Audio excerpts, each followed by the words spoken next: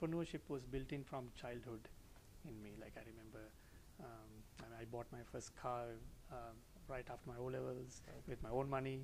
You know, I was selling computers, writing software. So always it's about, you know, I was business-minded geek. Okay. So 10 years ago, even though Sri Lanka was very behind e-commerce, so Sri Lanka was like really probably about 2-3 decades behind e-commerce, but I was in the US, so I could see the whole thing happening. So I knew it that wave will follow to Sri Lanka eventually. So I knew Sri Lanka was not ready. So I thought, so how can I, if Sri Lanka is not ready, what do I do to Sri Lanka? Okay. Figured out there are 2 million Sri Lankans who live outside of Sri Lanka. Okay, that's 10%. That's more than what's in Colombo city. Correct.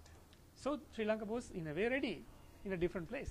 All right. So Kaproko started focused on those Sri Lankans 10 years ago. So I had my market ready somewhere else. They didn't live in Sri Lanka, but so that's why it got started so well. In fact, there's something interesting. I have purposely blocked Sri Lanka from Kaproko for the first 3 years. I see. Sri Lankan IPs were blocked, so Sri Lanka could not access Kaproko.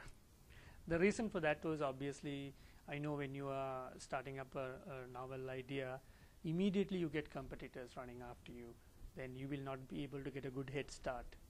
So I thought if my market is not in Sri Lanka, why should I get people in Sri Lanka to compete with me right at the beginning? So I wanted to go under the radar for the first 3 years.